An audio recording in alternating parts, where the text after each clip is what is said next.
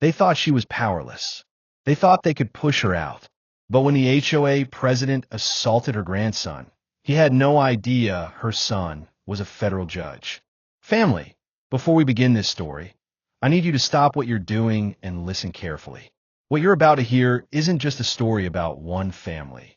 It's about the fight every black family has faced when the system turns against them. It's about power, pride, injustice, and what happens when the tables finally turn. If you believe in truth, if you believe in justice, if you believe in stories that must be told, hit that subscribe button to Wealth and Wounds right now. Because silence protects the oppressor. But your voice protects the oppressed. Martha Johnson never asked for much. At 63, a widow raising 2 grandchildren, her only dream was peace. After decades of hard work as a school librarian, she wanted a safe home where Daniel, 16, and Kayla, 12, could grow without fear.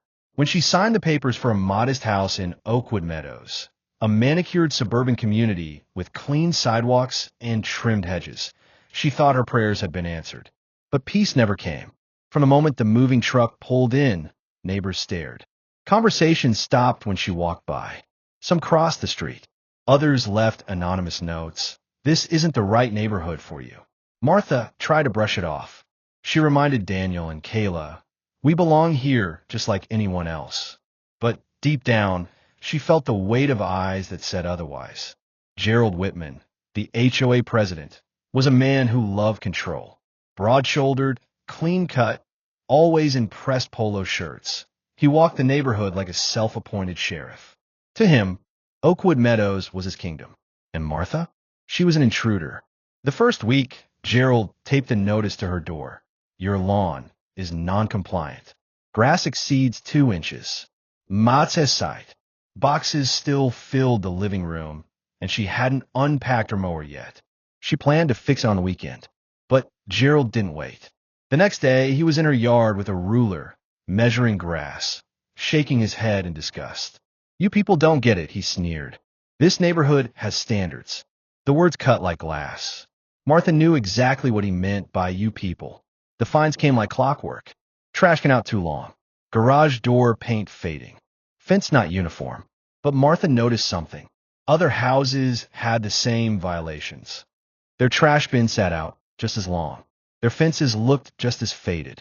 But only her mailbox filled with warnings. Then the harassment turned physical. One summer evening, Gerald stormed up her porch, demanding repainting of her garage. Martha, exhausted, explained she couldn't afford it yet, but was saving. Gerald's voice grew sharp. If you can't afford to maintain property, you don't belong here. Daniel stepped outside, his teenage anger boiling. Leave my grandma alone. Gerald shoved him. Daniel stumbled, scraping his arm against the steps. Kayla screamed. Martha rushed forward. Stop it. Enough. Gerald leaned close, hissing. This is only the beginning. Sell now, or regret it. Neighbors watched from their lawns. No one intervened. Martha filed a police report. But Gerald's connections at City Hall twisted the story. He claimed Daniel threatened him first. The report was dismissed. Justice slipped away. Again. Weeks later, Martha's eldest son, Marcus Johnson, came to visit. Marcus wasn't just any son. He was a federal judge, known for his sharp mind, iron principles, and unshakable belief in fairness. Marcus had spent years fighting injustice in court. But nothing prepared him for the bruises on Daniel's arm, or the fear in Kayla's voice when she whispered, Grandma, says the man with the clipboard, hates us. Marcus sat quietly. His jaw tightened. He had seen injustice as law. But here it was, in his own family's front yard. This wasn't just professional. This was personal. The next HOA meeting was packed. Gerald stood tall at the podium, smirking as he prepared to deal with Martha's so-called violations. This neighborhood is being dragged down by one family, he declared, if we allow standards to slip. A voice cut through. Is that so? Heads turned. Marcus entered, his suit sharp, his presence commanding. Gerald frowned. And you are? I'm Marcus Johnson, he said, calm but firm. Federal judge. And Martha Johnson is my mother. The room went silent. Gerald laughed nervously. Judge or not, The rules apply. Marcus approached the table, placing a stack of documents with deliberate force. Then explain this. Why do 73% of fines target minority homeowners, widows, and single mothers? Why do emails show selective enforcement? Gasps filled the room. Gerald's smirk faltered. You have no jurisdiction here. Marcus leaned in, voice low and cutting. I have jurisdiction everywhere injustice hides. You thought my mother was powerless. You thought wrong. Marcus filed a federal complaint. Discrimination, harassment, abuse of power. He contacted local media. Headlines read, HOA president accused of targeting widow's family. Reporters swarmed. Cameras rolled at meetings. Neighbors whispered, not about Martha anymore, but about Gerald. Leaked emails revealed Gerald's racism, his orders to target undesirables, his schemes to push families out and profit from foreclosures. Even board members turned against him. The final blow? Ring camera footage from a neighbor showing Gerald shoving Daniel. Police who once ignored Martha now had no choice. Gerald was arrested for assault, harassment, and fraud. The man who once sneered, "You people don't belong here," was now the one being dragged out in handcuffs. Martha stood taller. For the first time, she felt safe in her home.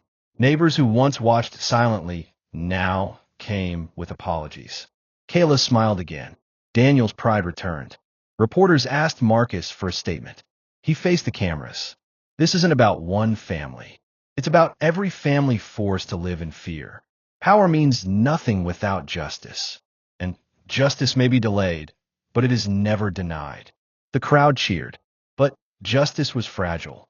1 week later, Martha found a note taped to her door. This one wasn't about grass or trash. It read, Gerald was only the beginning. You have no idea who you're up against. That night, the phone rang once, then went dead.